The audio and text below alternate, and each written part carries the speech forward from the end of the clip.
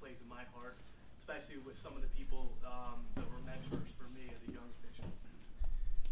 Like I said, I'd like to, first of all, express my appreciation for the Hall of Fame committee and all the hard work they put in making this night happen. Please stand if you're a part of the Hall of Fame committee.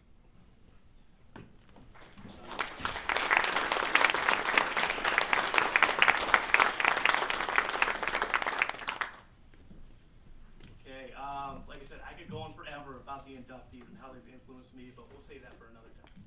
Okay. First thing I would like to do, however, though, would be the first to thank you and also congratulate you. So congratulations, Hall of Fame members. Okay, so how this is going to work, all right? So each inductee picked one person of their choice to come up and introduce themselves, okay? After being introduced, the Hall of Fame member will then come up, they'll receive their plaque, and then they can say a few words if they would like to, okay? One thing that I wanted to note, Hall of Fame members, family members, guests and everything, please stay after here. We're going to get some pictures of all of you for our Facebook page and our website, so please stay after. So. All right, well, let's get this started, okay?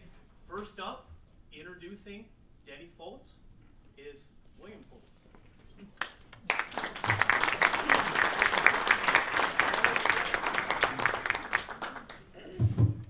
Thank you, Ryan. Thank you to the Hall of Fame committee for letting me introduce Dennis to this honor. I hope I do this correctly. I was given a list of his accomplishments to introduce him, but I think it's more important to highlight what it's like to work a game with him and his why and his how. So why does someone even start officiating?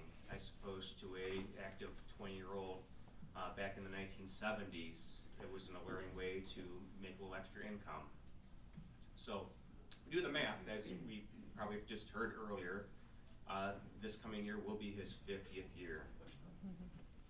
So why and how would someone do this for 50 years? If anyone can complete this rule statement, and I'm looking for audience participation here, you'll see his why. We'll have a try for point, and only the offense can score. Except for Margaret. That's it. We have to enjoy this, or we can't officiate very long effectively.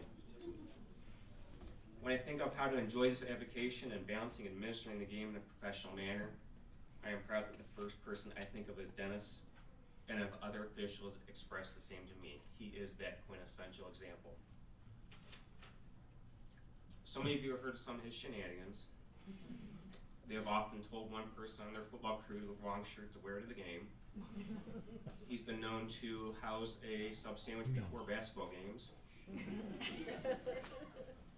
You may have heard his legendary red cashing first down signal. If you knew you were assigned a game with Dennis, you know you're going to enjoy working that game, and it was going to be done and administered correctly. 50 years. That takes a lot of support and encouragement. If you have a significant other that's putting up with you doing this, thank them. Thank the other officials who helped you on this journey. It takes a lot of work to get where you want to go in advance and get to the playoffs. It takes mentorship. If you're trying to get better, find yourself a mentor. Actually, find yourself a few mentors. And if you've been doing it for a while, be a mentor to somebody else. I've had quite a few on my journey. I am proud that my first was my dad. So in closing, to get a little more personal here, I often think of a scene from Field of Dreams where Kevin Costner gets to have a catch with his dad, and I'm so proud that I was able to do that on the field with my dad. Congratulations, Dennis.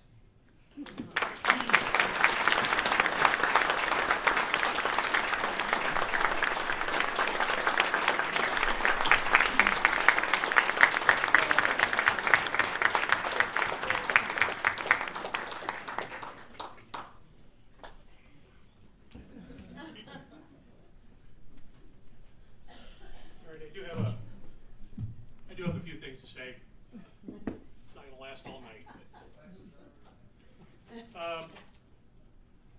you, Bill. Thanks to the other BAOA members who were inducted today. Congratulations. Your leadership in the association has meant so much to me and to everyone associated with our sports. My thanks goes to the BAOA membership committee that selected all of us. Thanks to hundreds of other officials that I worked with, mostly through this association over the years. It's been my pleasure to work with you. I thank my family that watched me leave home for 49 years to be with other families and allowed those families to receive the benefits of interscholastic sports. I especially want to thank my wife, Ruth Ann. I know I could not have been the official that I am without her. In the beginning, she helped me study rules and prepare for the test. Yeah, she would ask me if A1 held B2 on a loose ball behind the line of scrimmage and beat A3 through a backward pass out of bounds at the 30-yard line. Where would the spot of enforcement be? So those are the things we went through for many a summer. Then she would travel with me to basketball games on the other side of Bowling Green to make sure that I didn't fall asleep on the way home. I couldn't have made it without you. Thank you. This coming season will be my last one, my 50th year. Basketball lasted 27, baseball 2, soccer 1. I know it's a very rare occurrence for an official to make 50 years. I just ask the officials in our association to work as long as you can for the good of the game. I remember my first experience as an official. It was at Akron Elliott High School, my alma mater. It was just a scrimmage, but I was so nervous because there was a film crew there, TV. Why? It was going to be the first game that a female worked as an official in high school for the state of Ohio. She only lasted a week. But we've seen great female officials in high school, college, and the NFL. So that's got a good ending to the story. My family moved to Norwalk in 1975, and I continued with my football and started basketball. You know, I know, great.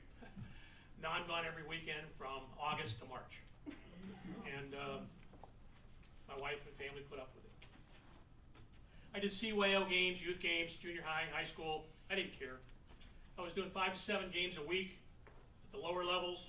I always stayed at the end of the varsity game in case I was needed, but also to learn from the experienced officials like Nappy and Yeager and Mashari. Most of you can remember those if you've been around a while. And the money, well, I remember doing a JV game at Sandusky for $5. Now groups around the state talk about boycotting leagues unless they raise their pay scale. Whew. The sport and the pay have come a long way. I really had a blast doing summer clinics in football and basketball, getting to talk with other officials in the area, learning from the guest clinicians. I have so many great memories. One football game at Fremont Ross, where the soon-to-be the first Mr. Ohio football scored a touchdown running, on a pass reception, on passing for one, on a kick return, and on a pass interception. It was quite a night to remember. Then there was the game at Plymouth, where a riot broke out on the field. We called it after a police dog went around biting people. There was a game at Brookside, where we had half the lights not come on, so we played half-court football. When you got to the 40-yard line, teams turned around and they went into the lights. We got the game finished. But maybe my best memory was at the Norwalk Middle School on a cool October afternoon in 1992. The AD called and said, you're going to be the only official. The other two are sick and called off. I started the officiating crew of one Bill Foltz. I told him, don't throw your flag. Don't blow your whistle unless they go out of bounds. Of course, he didn't listen to me. I think he made more calls that afternoon than I did. And now, look at him, he's in the MAC. So, congratulations, Bill.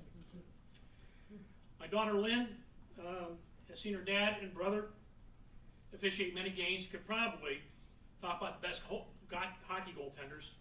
You know, Carey Price versus Patrick Waugh. Or whether Sid the Kid is the greatest two-way player in the NHL. Yep, we were and still are a sports family. I got into officiating because I loved the sports and wanted to contribute back to those sports. Now I run the scoreboard for football and basketball, which allows me to see the great athletes and today's younger, faster, and much better officials on the field and on the court continue what I think is a thankless and great part of Ohio high school sports. I've always believed that student athletes can learn as much about life on the field or court as they can in the classroom, and I was a teacher. To the younger officials, I challenge you to do three things. Work those extra games, including those at the lower level. Attend those off-season clinics, and attend as many local meetings as you can. This is where you pick up those gems of officiating from other officials who they saw on the court or on the field. And look at the other members that were being inducted today. I can't help but think, I always hoped I would be as good as they were at officiating. And I guess being right here, right now, some of you thought I was. In closing, I'd love to say, I'm just happy to be here. Thank you. I yield any extra time to Mr. Mardecki.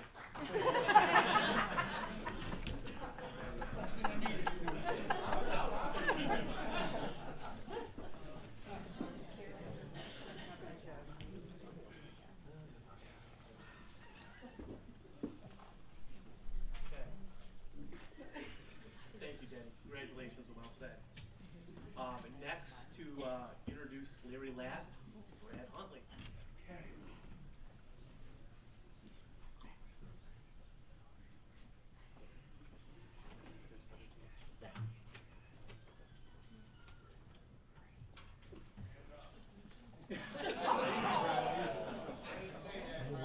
That was rough, Dave.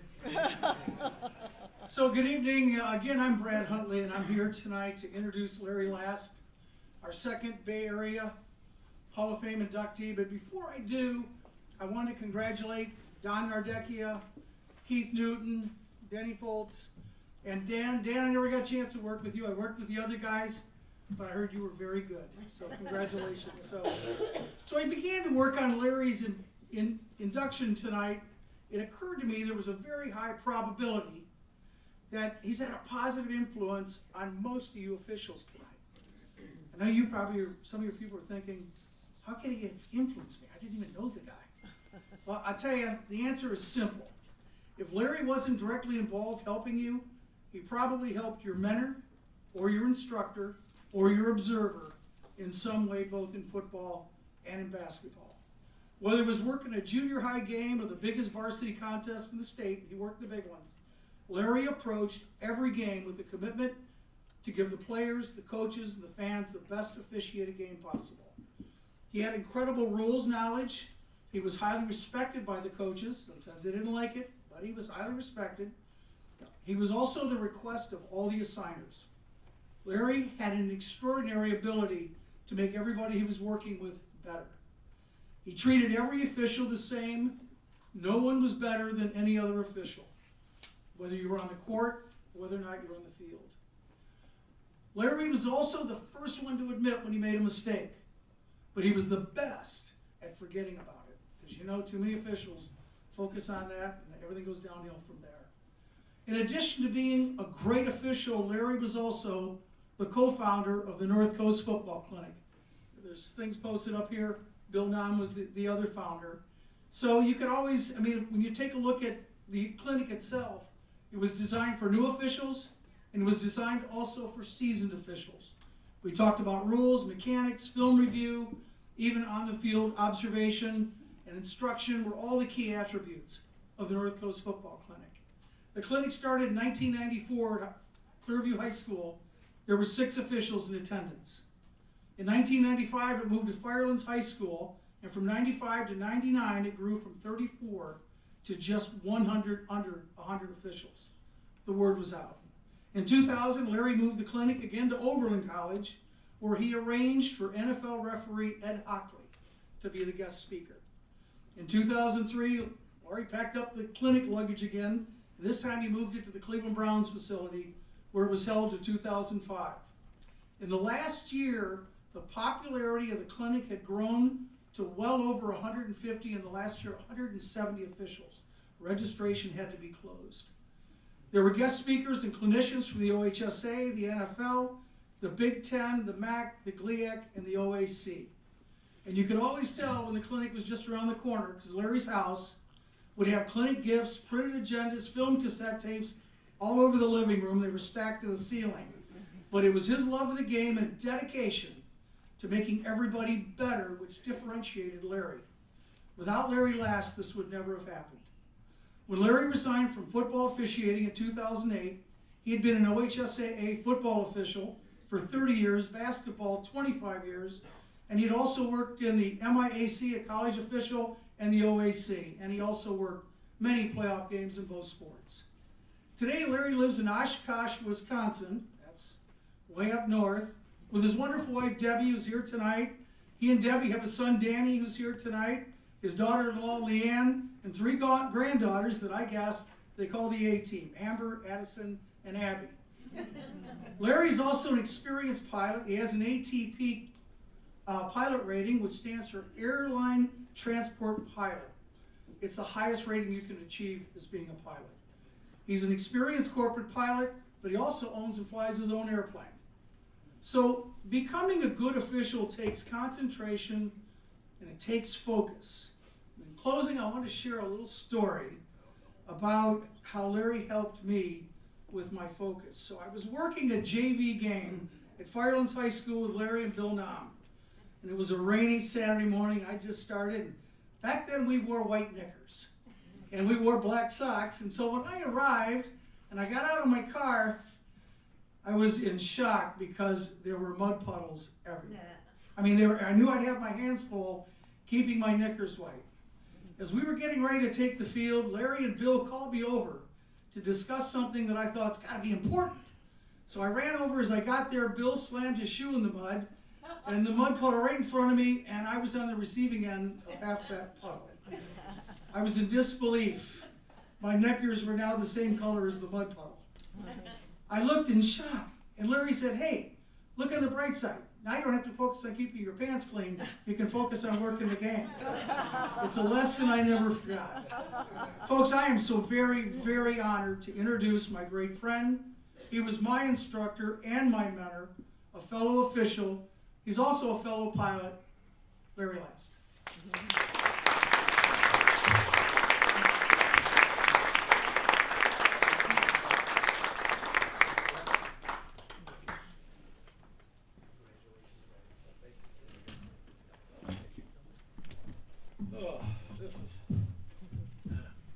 I'm a little taller. Okay, is that good? Oh, this is the hard part of the night. I can talk to you all night about rules and war stories. I can make an announcement in front of 10,000 people. I'm not that nervous, but I'm nervous. So good evening, everyone. Well, it is very hard. I'm using a friend's glasses here that are broke because I guess I'm not packing that good anymore. But yeah, are those any better? No, they're not broken. They will be. Don't break them. Well, you got a big head, so. Good evening, everyone. Well, it's very hard in 8 or 10 minutes to thank everyone and to express the gratitude for this recognition. As you know, if you stay in officiating long enough, you need a few things to succeed. 1, you need an understanding family. 2, you need supportive friends and colleagues. And 3, you need a pet at home that doesn't care what you just did on the court or the field. When you come home, it's wagging his tail and wants to be petted. I guess they call that unconditional love. And I was lucky to have all 3. First, I'd like to thank the Bay Area Officials Association for this honor. It gives me a feeling that what we did to improve officiating did not go unnoticed. Brad, I think you've had a nice introduction. You know, When Brad called me, I was in Minnesota visiting our family. And my wife knew what was going on. I didn't. And she kept asking, what's Brad call about? What's Brad call about? I go, dear, we're playing phone tag. It's not that important. So it's either somebody we both know died. That's the most calls I get now, okay? Or two, he might come up to Oshkosh for the big air show finally after he's retired now. Or three, knowing Brad, he got in the NFL somehow and he's telling me about it. But no, it was a tell me about this honor. And after a while he asked, who do you want to introduce you? I thought, well, I don't like doing this that much, talking like this. So I thought, well, knowing Brad, they give me 8 or 10 minutes and he introduces me, I might only have 30 seconds to talk. I'm just kidding, Brad. You know, I thank you for your hard work in this. I thank you for our friendship through the year on and off the field. You know, you're one of our greatest success stories of the clinic in our class. Brad took our class, he attended the clinic. Well, he got involved in the clinic doing whatever we wanted. He became a clinician. He became a crew chief, a white hat, and you refereed several state finals. We're very proud of your accomplishments. I'm glad to call you a friend. Well, this summer will be our 45th wedding anniversary. My wife, Deborah, sitting right here, has put up with me for that long.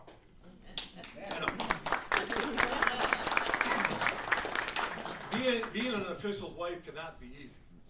You know, we're gone a lot, guys and gals. We got the meetings, we got the games, and we got the post-game reviews. And you know what those are for the officials. Those are most important. But I had to go the extra mile. I got involved in teaching the basketball, football, and then came this thing over here, the beast, the clinic. And Debbie's been with me the whole time with the clinic. You know, from ironing on all those goofy numbers, which took a whole spring, to making the menu, or, you know, making sure all the food got delivered and served. It took a lot of work. And she had the help of her friends around her and over there and over here. But it was tough. But she let our living room become a warehouse. And they're not kidding about stuff going to the ceiling. But just putting up with me in two sports talking, I think she's up for sainthood. And then I started to think about college football. And I think she'll get the sainthood done. Then there's Dan, my son over here. You know, he allowed me to officiate, and he got involved real early in our clinic. If you see him, he's the little guy by the cooler. Bill can tell a story about the cooler later. But first of all, he was our errand boy. Then he became our live tackling dummy, which was more fun for him.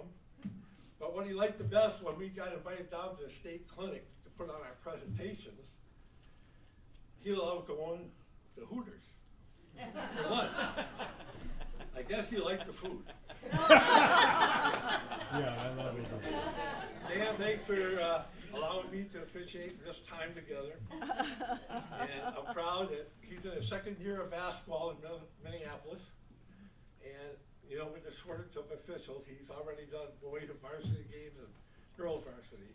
So you're on your way. I wish you all the success in the world. I got a dry mouth up here. I've been blessed to have some great friends and mentors along the way. My mentor, Steve Janik, sitting here, has been one of my biggest sources of information, critiques, and the positive reinforcement everybody needs. Steve is one of the most humble, big-time officials I know. Steve loves working every level that he can, but he spent many years at the Division I level and worked many bowl games. I gotta tell a story, but I gotta get a drink first. There. It's not a beer, but it's close. So one Friday night, Steve was open, and he filled in for us at a, I believe it was Firelands High School, as a line judge. And somewhere along the contest, the coach, the visiting coach, because he was working line judge, started to get on Steve and started to question his ability to officiate. And I go, oh boy, this is gonna be fun to watch. But Steve, I watched him and he out-niced the coach, he outworked the coach, never said a word. He could have easily turned around and said, Coach, last Saturday I did Notre Dame and Ohio State, and I handled that one okay. I think I can handle this one. But he never did, and I was amazed at that. Steve, you helped me, my crew, our clinic a lot. You've helped everybody that has touched you. And I'm so proud to have you as my mentor, and I call you friend. Thank you, Steve. Bill Don, you're another good friend. I feel Bill should be standing right here on my right side. Because when I started officiating, there was Bill. And we worked games in Vermillion, and if you ever see the tape, we got it somewhere, you're gonna laugh because we look like hornets out there running around. But we did football together. I dragged him to a clinic one time, and on the way home, he said, we gotta do that. So Bill has been with me in the football classes, he's been with me in the clinic, and I hope someday, he was my referee for many years. And Bill, I do hope you'll be standing up here soon, because you deserve it too. Thanks for putting up with all my pushiness, crazy ideas, but I think we did okay. I really do. To my linesman, Dave Karpinski, sitting next to him way back there, you were on my sideline the whole career of my high school. And you got roped into volunteering for stuff you didn't know you volunteered for. But you never disappointed. You got her done. And all the years, I never had to go to the sideline to straighten out a coach. He took care of it. And now that we're both retired, we appreciate our friendship and the memories we had on the field together. I want to say something about a few officials that are not here tonight. They have passed on. They were special to me, and I hope to some of you also. There was Al, also known as Lee, the only guy I know that had two names, Shorniak. He was my basketball partner for 25 years, and I know many of you worked with him here also. He loved basketball officiating, and I tried to get him into football. But he could never understand why anybody would leave the confines of a nice, dry, warm gym to go outside to officiate. And there were some October evenings I agreed with him. John Dawson, John, along with President Ronald Reagan, was responsible for me getting into officiating. Ronnie for firing me when I needed money for food and rent, and John for inviting me along to take the test. Dave Jones, my first college crew chief. A lot of you probably remember Dave Jones from Shelby High School. He was a friend of all officials, not a better studious person of the rules. I miss him. And then lastly, there's Jerry Massanova. Some of you work with Jerry in football, and we all have our Jerry stories. He made himself available to me all the time for class, the clinic. I know he's watching us tonight, and he's probably telling the same stories over and over and over. We all heard them. There's more that I could mention: Steve Cromer, Les Gerken, Tom Forms, and many others that you could mention. What I'm trying to say to the people that are still working, the younger officials, enjoy every season, every game, because it goes by quick, and they're great memories. In closing, I'd like to tell a little story. It's about NFL official Ben Dreit. Now, if you're as old as me or close, you remember Ben Dreit. He's the guy that had the personal foul on TV about number 78 fighting at the pile. And he gave the demonstration like he was down here, he was working over, giving them the business. That's Ben Dreit. Well, I listened to an interview he did with Referee Magazine one time, and they asked him if there was anything in officiating he wished he would have done. His reply went something like this: yes, you know, I worked the AFL and the NFL for 30 years. And 28 of those, I got playoff assignments. And I received 2 Super Bowls. He said, but I never got the chance to work the Colorado State High School Football Championship. He goes, I guess I wasn't good enough back then, but I really wanted to work one. And I didn't forget you, Tim Dillon, right here. Tim, you're one of the most humble and serious and hard-working officials I know. Tim's been dealt a hard hand to play in life, but you never hear him complain.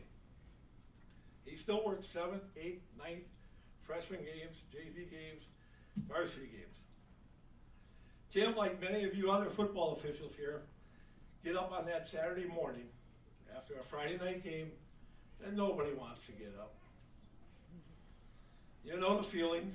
You go out there, you smell and the feel of the damp grass, the cool air, the coaches that are either happy or not from what happened the night before, the very small crowd of parents and maybe a couple girlfriends. You might get a cup of coffee, might not, but you go out there for the players. And even some of them don't even want to be there. But you go out there and you work that game the best you can. You work it like a state championship game. Tim, you're one of these guys. I think Tim's attended every clinic we put on. He always gives it his best, and I'm proud to have you as a friend and a fellow official. I'll take one last drink. I accept this honor for all the officials here and everywhere that will never get that state championship game. They go on the Herald to almost everyone. For the officials that go to the meetings, the clinics, and work to get better. For the players, the fans, the coaches, you're all in my Hall of Fame. And I thank you for this honor tonight. Thank you very much.